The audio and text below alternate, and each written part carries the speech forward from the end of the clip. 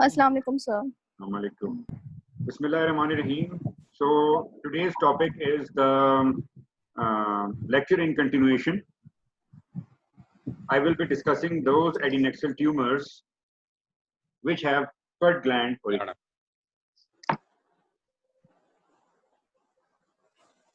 So the first of that tumor is a benign tumor that is called as apocrine hydrocystoma. Many of you must have seen this tumor in your normal OPDs, and it is characterized by a bluish translucent swelling on head and neck region in middle age. Usually the cystic lesion tumor surrounding the eyelid, that is acrine hydrocystoma. And although the site of these two tumors is similar, but usually the apocrine hydrocystoma is larger and firmer as compared to acrine hydrocystoma. I will be explaining the acrine hydrocystoma as well. So this is apocrine hydrocystoma. Head and neck is the common site. Kindly अपने आप को mute कर लें, आपकी आवाज disturb कर रही है. Okay, apocrine hydrocystoma consists of a unilocular or a multilocular. Means there may be two different loculi, two different cystic cavities, and a pseudocapsule. This is the characteristic appearance of an apocrine epithelium. Those sweat glands which are of apocrine origin, I told you about those glands that they are unique, that they open directly into the hair follicles. And number two, they are associated with decapitation secretion. That is, while producing secretions, the cells are completely lost. This is called as decapitation secretion. They are always in a double layer. The outer layer is, outer layer means the layer which is away from the cavity. It is comprising of flat myoepithelial cell, and the inner layer which is close to the cavity comprises of tall columnar cells. And these cells, they produce decapitation secretion, in which only the head portion of the cell is lost, but the complete cell is not lost. Complete cell is lost in sebaceous secretion.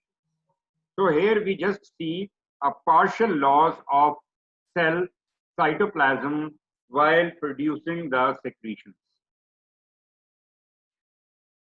The myoepithelial cells, as the name signifies, it originates from the neuroectodermal cells. They are S100 positive and smooth muscle actin positive, SMA, which stain all the smooth muscles. This, the myoepithelial cells are SMA positive.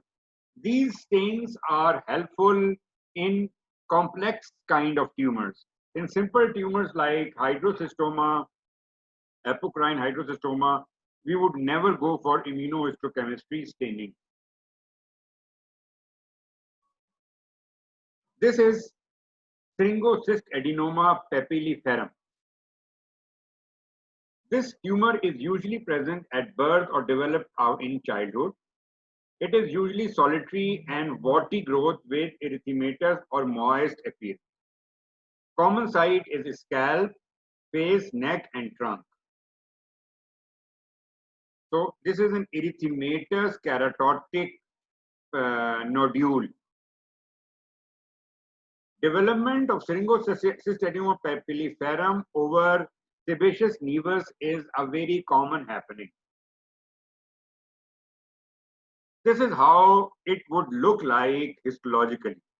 These are the fronds or exophytic growths from the surface of the skin, from the skin surface, and this exophytic growth is like apocrine hydrocystoma is comprising of two cells.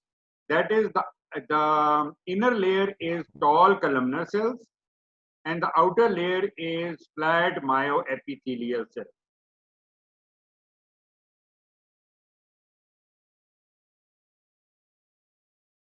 This is another tumor, hyderadenoma papilliferum. The papilliferum means that this tumor is comprising of papillae. The clinical picture is not very different from sphingocystadenomas papilliferum. It is again in a form of a nodule, skin-colored or erythematous nodule. There is a cystic cavity, and within the cystic cavity, there are several, the epithelium is in a form of papillary projections. There are multiple papillary projections, and you see here the columnar cells and myoepithelial cells are very obvious, and even the decapitation secretion is obvious. You can see that these cells, a portion of the cell is getting detached and is thrown into the cavity.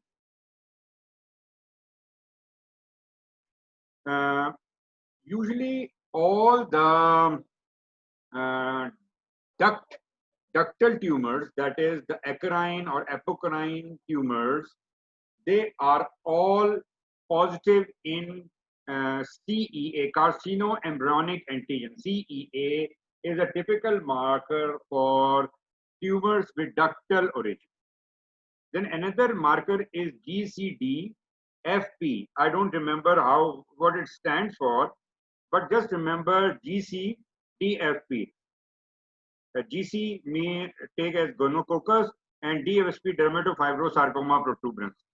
GCDFP. This is not actually what it means what it is made for, but just for remembering, I'm giving you an acronym. So G6 GCDFP15 is again a marker of tumors of ductal origin, common in breast malignancy. EMA is also positive in several epithelial lining tumors. Hyderadenoma papilliferum may have some mitotic figures, but it is a benign tumor.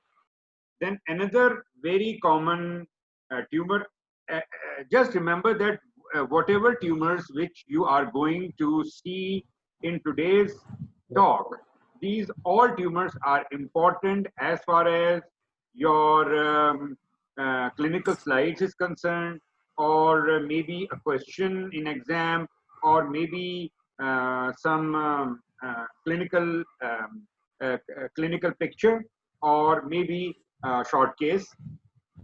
So chondroid syringoma is also called as a mixed tumor. It is a solitary firm nodule present on head and neck region.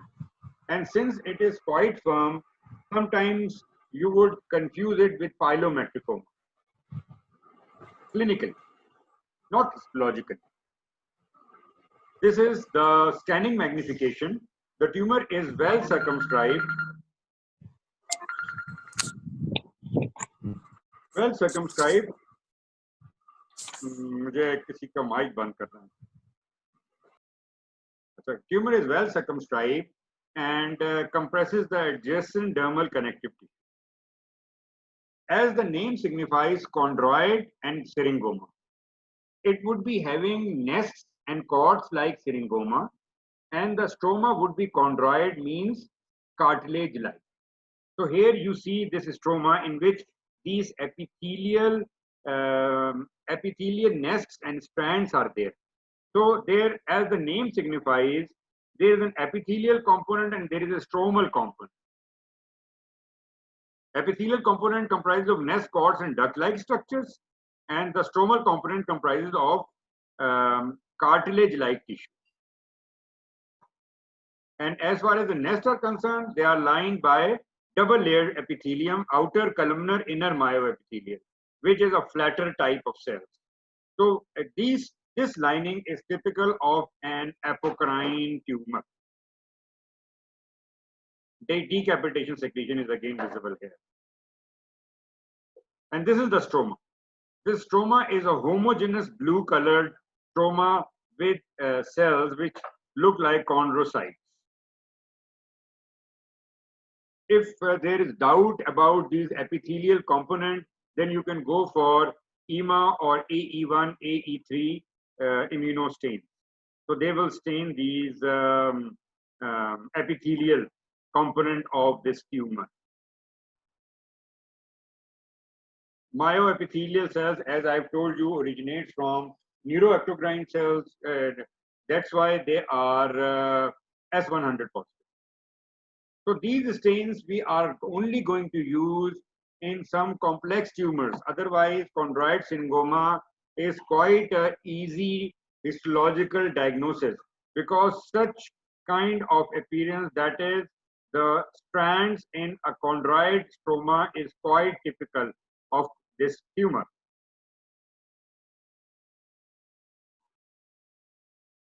Porokeratotic, acrine, ostial, and dermal duct nevus. This would give appearance of a comedonevus. But the important diagnostic, clinically diagnostic feature is location on hands and feet. It is linear in distribution. There are Palmer pits type like structures, which are actually the dilated sweat pores with keratinous debris. Clinically, it would give appearance of Palmer or plantar pits. Histologically would be like this. You see, this is not follicular plugging. This is not a hair follicle. This is rather an acrosyringium. That portion of sweat gland which is connecting to outside, and the plug is in the acrosyringium. This is porokeratotic, acrine, ostial, and dermal duct nevus. The only significance is its resemblance to a comedon nevus or Palmer or plantar pits. But number one, they are since birth. Number two, they are in a linear fashion, and they are on Palmer and plantar surfaces. This is the more common presentation of hydrocystoma. This is acrine hydrocystoma. It is not very big and it is not very dense.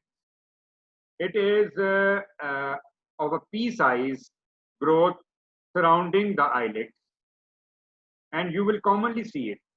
Generally, it is a unilocular cyst, single big locule. And now, this lining is an acrine lining. Now, it is not an apocrine lining. Acrine lining is double layer of cuboidal epithelium. Jabke apocrine lining was, inner lining was columnar, outer lining was myoepithelial. In acrine, it is a double cuboidal lining. See the double layer of cuboidal, and the secretions of acrine are not decapitating secretions. The cell cytoplasm and cell membrane is not disturbed while producing sweat. So it is, and the secretions comes from inside.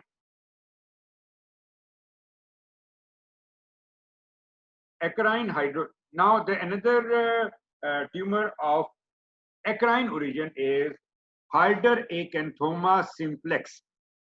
Hydroacanthoma simplex. The hydro word is used often in tumor of sweat gland origin because they produce water-like secretion, which is the sweat, of course, and characterized by clinically by erythematous scaly lesion on distal extremity.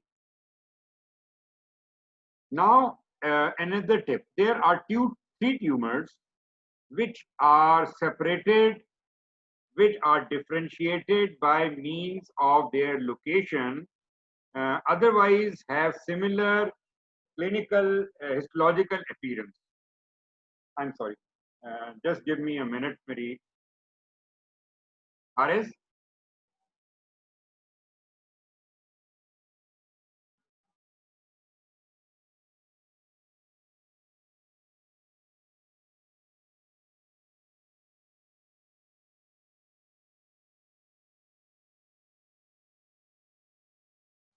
Okay, so there are three tumors which have a similar kind of cells, but they differ from each other in their location. First one is hydroacanthoma simplex. This tumor originates from acrosyringium and it is located intraepidermal. The next and related is poroma. Poroma starts from the acrosyringium, starts from the epidermis. It retains its connection with epidermis, but it projects into the dermis. So this is poroma. And another related tumor is dermal duct tumor. The dermal duct tumor is different from poroma in that it has lost its epidermal connection. And now it is totally intradermal. So this is difference in these three tumors as far as their location is concerned. So now what kind of cells are there? First of all, hydroacanthoma simplex. You see, it is only intraepidermal. Within the acanthotic epidermis, there are multiple discrete collection of tumor cells. These tumor cells are similar to the keratinocytes, but different in the way that they are smaller and cuboidal in nature. That is why they are called as poroma cells.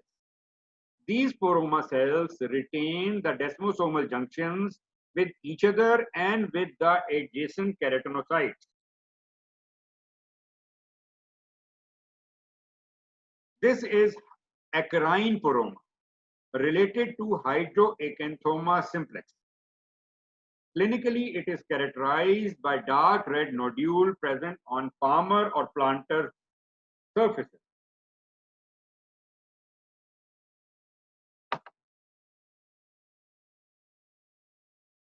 It can also occur on head and neck region, chest, abdomen, but these are not the common sites of acrine poroma. So as I've showed you in my pre-sketch that this poroma originates from the epidermis and projects deep into the dermis. There is sharp demarcation between poroma cells and the keratinocytes. These are intracytoplasmic luminas. Presence of ductal lumina help in making the diagnosis that this tumor has a ductal origin. This is a dermal duct tumor. Now the connection with epidermis is lost. Sir आपकी video stop हो गई है. क्या stop हो गई है? आवाज stop हो गई? सर आ रही है. नो सर वीडियो स्टॉप हुई है. नो सर वो चल रही है वीडियो. चल रही है सब कुछ. Everything is going all right. The dermal duct tumor is again the tumor that is related to poroma. The difference from poroma is that in this tumor, the connection with epidermis is lost. Now the tumor is totally intradermal with the ducts and with the typical poroma cell morphology. That is a population of cuboidal cells with desmosomal junctions. Poroma can become porocarcinoma when these cells will become pleomorphic with large nuclear cytoplasmic ratio and presence of mitosis. But it is not important for you to go into the detail of these carcinomas originating. Sir आपकी audio और video दोनों stop हो गई हैं. क्या stop हो रही है जी? आप अपना इंटरनेट कनेक्शन चेक कीजिए. अपना इंटरनेट कनेक्शन. सर एक क्वेश्चन है जी. क्या कह रहे हैं सर ये जो इसमें टर्मिनोलॉजी है डक्टल, सर एक क्वेश्चन करना है। क्वेश्चन आप एंड पे रख लें, मुझे खत्म सर करने ये दें, जो इतना बड़ा इसमें टॉक नहीं है। टर्मिनोलॉजी यूज हो रही है ductal Keep differentiation. the questions for till the end, please. Let me complete first. बहुत बड़ा ओके सर। lecture नहीं है. We will finish it and then we will take questions. Okay ठीक है? Now, this is the very common tumor which Okay. we come across in our daily OPDs. This is syringoma. Syringoma is characterized by skin-colored papules, mainly periorbital. इसके differential diagnosis में ट्राइकोएपिथेलियोमास आ जाता है, इसके differential diagnosis के अंदर फाइब्रोफॉलिकुलोमास आ जाते हैं, इसके डिफरेंशियल डायग्नोसिस में सेबेशियस हाइपरप्लेजिया आ सकता है, इसके डिफरेंशियल डायग्नोसिस में एंजियोफाइब्रोमास आ सकते हैं, लेकिन इसकी the typical feature is स्पेरी orbital distribution. There can be disseminated syringomas spread on whole of the body. The morphology will be similar, that is skin-colored papules. Histology is very typical. कई दफा I have seen my trainees confused in syringoma के sir tadpole नजर नहीं आ रहे. Actually, the presence of tadpole is not must. What we are trying to find in syringoma are small nests and cords of cuboidal cells with ductal intraepithelial ducts. So यहाँ पे you can see this kind of appearances. These are epithelial nests with ducts, epithelial nests with ducts, epithelial nests with ducts. यहाँ पे एक tadpole like appearance भी नजर आ रही है. But even if such kind of appearance is not there, what you are going to find in syringomas are this epithelial lining surrounding the ducts, and these are lymphocytes, and these are the actually the eccrine ducts, small ducts. Now a bigger view, a larger view, you can see the nests of cuboidal cells, and many of the nests which will show duct formation. And here this is a typical tadpole appearance. This is again a common tumor, eccrine hyderadenoma. Eccrine hyderadenoma. This lesion presents as solitary nodule mostly on head and neck and limb region. As far as the clinical appearance is concerned, it cannot be differentiated from the preceding thyroid gland tumors. Only the histology is different. Histology is that of multiple variable size cysts in addition to a solid component, solid and cystic hyderadenoma. This is a solid type of eccrine hyderadenoma. Two kinds of cells are obvious here. One is the darker cells and other are the lighter cells. Eosinophilic cytoplasm and glycogen-rich cells. There are two kinds of cells in eccrine hyderadenoma. And if cysts are associated, it is called a cystic eccrine hyderadenoma. But hyderadenoma can be cystic, and hyderadenoma may not be cystic, like solid hyderadenoma. Typical here is two types of cell population. One is the clear cell population, other is eosinophilic cell cytoplasm containing cells.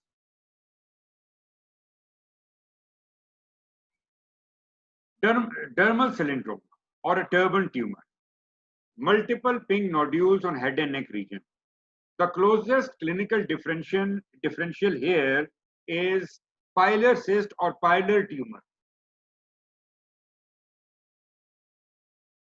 Histology is so typical that you will never miss it. And the appearance is that of multiple nests and cords of epithelial cells which fit into each other like a jigsaw puzzle.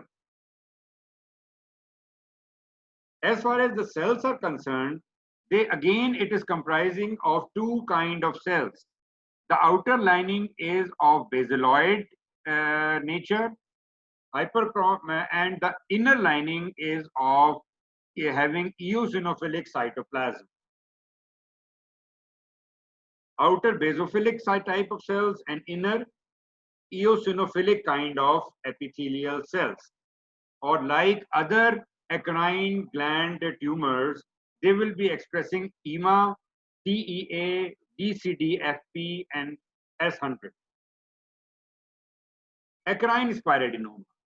This is a small nodule, and its specific feature is its being tender or painful. Histology is also quite characteristic.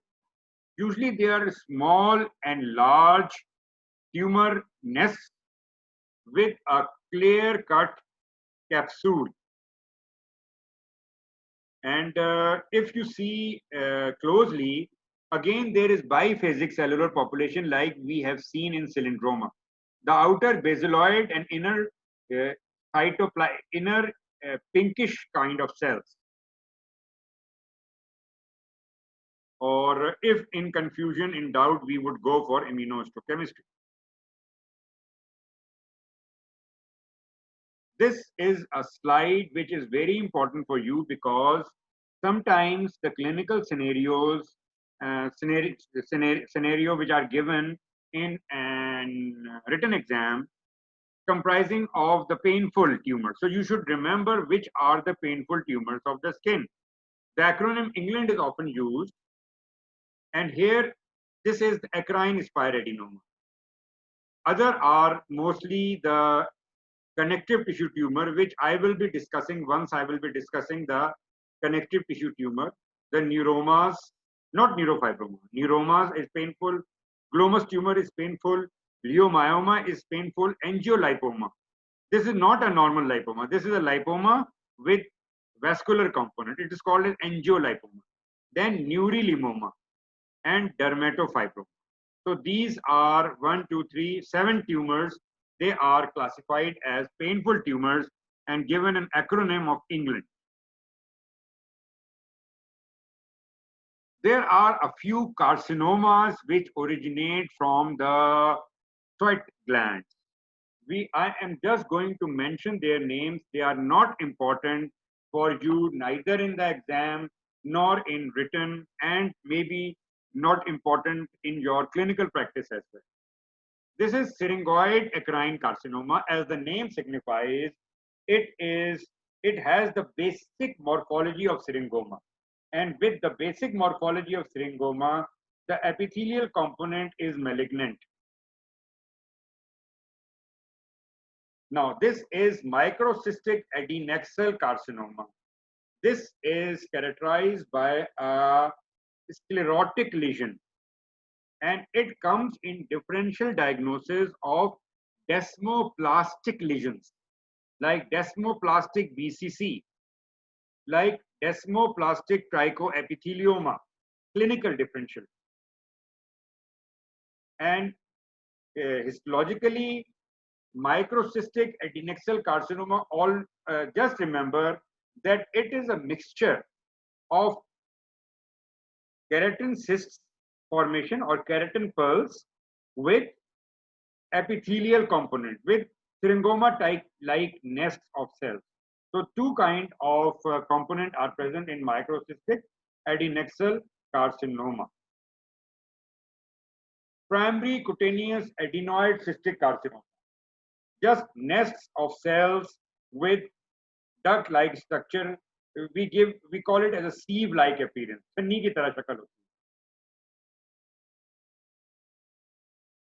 Then another tumor, primary cutaneous mucinous carcinoma.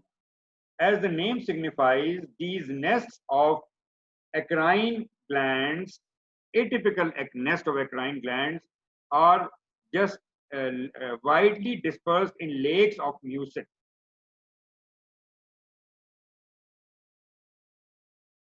Not going into the detail. I am going to end my talk with this lesion. You see the breast is an apocrine gland. So the Paget disease of nipple we will include here in this section. And Paget disease of the nipple is by definition a progressive marginated scaling or crusting of the nipples and areola due to invasion of the epidermis by malignant cells, which usually but not always originate from intraductal carcinoma of the breast. It is most frequent in 5th and 6th decades and occur chiefly in women. So all kind of pathologies you can find in the nipple, in which the nipple is retracted, nipple is lost with oozing, crusting, ulceration and everything. So this has almost involved the areola and extended beyond the areola.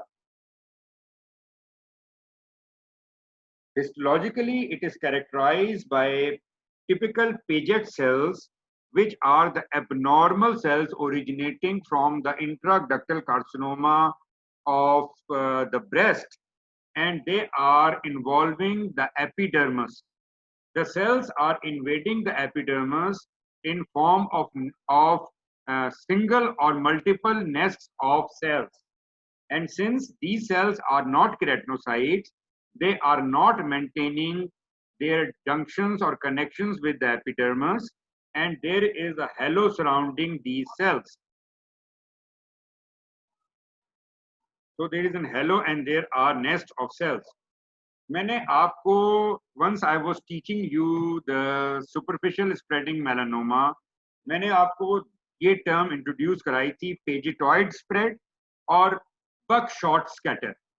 Buckshot scatter में ये था कि जो superficial spreading melanoma था, उसके बड़े nest नीचे थे, सॉरी उसके जो नेस्ट थे वो टोटली डिस्ट्रीब्यूटेड थे एपिडर्मिस, जबकि पेजेट्स के अंदर जो बड़े नेस्ट हैं वो नीचे होते हैं, स्मॉलर नेस्ट ऊपर होते हैं, लेकिन बहरहाल थोड़ी बहुत चेंजेस आ सकती हैं इसके अंदर.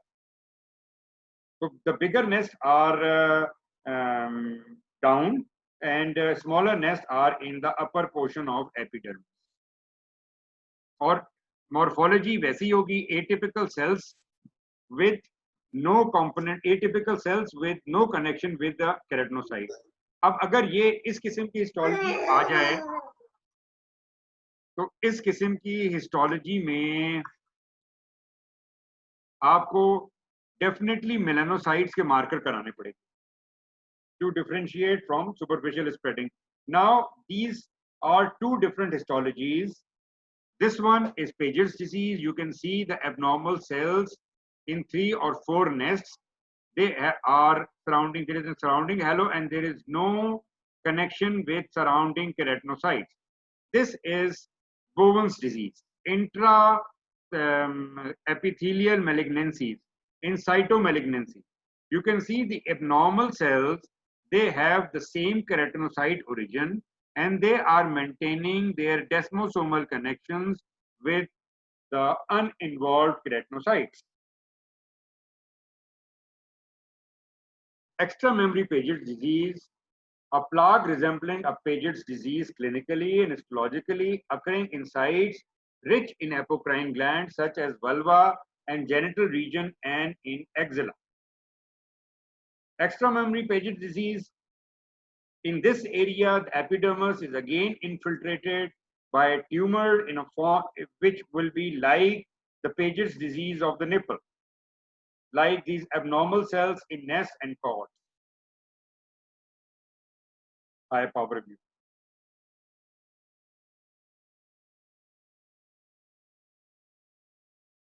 So there are different kinds of stains. Usually the Paget's disease and extramammary Paget's disease, they are apocrine origin, and all the immunohistochemistry markers which are typical of apocrine tumors will be positive, like carcinoembryonic antigen CAM5.2, low molecular weight keratin like CK7, CK8, 18, GCD-FP15 is a marker of apocrine epithelium and frequently strongly expressed in primary vulval or perineal Paget's disease, and the most important is the Paget's disease of the nipple. So that's all for today as far as the adnexal tumor from the apocrine and acarine origin is concerned. Now coming back to your questions. Sir, first question, sir. Sorry, आप ही का दोबारा on कर लें अपने आप को। Hello sir kindly, hello, हाँ kindly sir repeat कर दें जो आपने डक्टल मार्कर्स कहे हैं sir, ductal markers. Ductal markers, CEA, मैंने आपको ईमा भी बताया था, epithelial membrane antigen. CEA, EMA और low molecular weight keratins like CK7, CK8, CK18। इसके अलावा GCDFP 15, which is a marker of apocrine origin. Apocrine glands में पॉजिटिव नहीं आएगा, ये एपोक्राइन ग्लैंड्स के ट्यूमर्स में पॉजिटिव आएगा GCDFP, जबकि CEA और ईमा एक कॉमन मार्कर है जो हम डक्टल मैलिग्नेंसीज में करवाते हैं। तो सर जो डक्टल मार्कर्स हैं तो इसमें मतलब सिर्फ एपोक्राइन के लिए हमने GCFDP को जहन में रखना है, और बाकी जो है सर सेबेशियस या फिर सेबेशियस अभी डिस्कस नहीं किया है। सेबेशियस में एपिथेलियल मेम्ब्रेन एंटीजन पॉजिटिव होगा, ईमा पॉजिटिव होगा सेबेशियस मार्कर में, और लो मॉलिक्यूलर वेट केराटिन के मार्कर्स पॉजिटिव आएंगे क्योंकि ईमा भी केराटिन का मार्कर है। तो सेबेशियस ग्लैंड में ना वो वाले मार्कर पॉजिटिव आएंगे, ये नहीं आएगा। CEA नहीं होगा उसके अंदर CAM 5.2 नहीं होगा, GCDFP 15 नहीं होगा सेबेशियस में। सर एक क्वेश्चन है, ये इसमें जो टर्मिनोलॉजी बार बार पूरे चैप्टर में है, डक्टल डिफरेंशिएशन। डक्टल डिफरेंशिएशन का मतलब ये होता है, डक्टल जिस तरह से केराटिनाइजेशन का लफ्ज इस्तेमाल करते हैं ना, जब आप केराटिन पर्ल्स देखते हैं ट्यूमर्स में तो हम कहते हैं केराटिनाइजेशन हो रही है। इस तरह से डक्टल फॉर्मेशन ऐसे होती है कि जब आप ट्यूमर के अंदर डक्ट बने हुए, अब ये देखें, ये एपिथेलियल नेस्ट्स हैं और इसके अंदर बहुत सारी स्पेसेस मिल रही हैं। अब इस किस्म की मैलिग्नेंसी अगर आ जाए तो इस मैलिग्नेंसी के टिपिकल फीचर ये है कि इन एपिथेलियल नेस्ट्स में डक्टल फॉर्मेशन हो रही है। अब हम इस पे इम्यूनोहिस्टोकेमिस्ट्री करेंगे, लेकिन हमारा जो H&E पे डायग्नोसिस है वो सम डक्टल मैलिग्नेंसी है, क्योंकि यहाँ पे मल्टीपल स्पेसेस नजर आ रही हैं, डक्ट लाइक स्पेसेस। तो ये डक्ट लाइक स्पेसेस ये सिग्निफाई करती हैं कि ये ट्यूमर जो है ना ये एक्राइन या एपोक्राइन ओरिजिन का है। इस तरीके से फॉर एग्जांपल अगर सिबेशियस ट्यूमर होगा तो आपको मुख्तलिफ एरियाज पे सिबेशियस ग्लैंड जैसे सेल्स मिलेंगे टू डिफरेंशिएट कि ये क्लू देने के लिए कि ये सिबेशियस ओरिजिन का है। तो इसलिए ना हर मैलिग्नेंसी के कुछ टिपिकल फीचर्स होते हैं। तो इस तरह की डक्ट फॉर्मेशंस अगर आपको नजर आएंगी तो फिर हमें ये सोचते हैं हम कि ये डक्टल ओरिजिन की मैलिग्नेंसी है। लाइक ये देखो, इस नेस्ट के अंदर देयर आर डक्ट फॉर्मेशन, जो ये नेस्ट किसी भी चीज का हो सकता था, लेकिन अब यहाँ चूंकि इसमें स्पेसेस आ रही हैं तो ये सोचने पड़ेगा कि ये शायद कोई डक्टल ओरिजिन का ट्यूमर है। देखो यहाँ पे अगेन यहाँ पे कितने स्पेस इन नेस्ट हैं, सॉलिड नेस्ट। अगर ये फॉर एग्जांपल ये इन नेस्ट के अंदर ये डक्ट लाइक स्ट्रक्चर्स नहीं होते तो it could have been a disseminated melanocytic tumor, it could have been a disseminated BCC, it could have been trichoepithelioma disseminated, कुछ भी हो सकता था, लेकिन इन डक्ट्स की वजह से ये ट्यूमर जो है ना ये डक्टल ट्यूमर बन रहा है। Okay sir, thank you.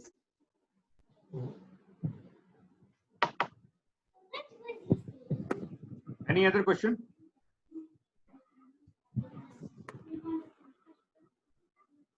Chalo, if there is no question, so we'll say goodbye. Thank you very much.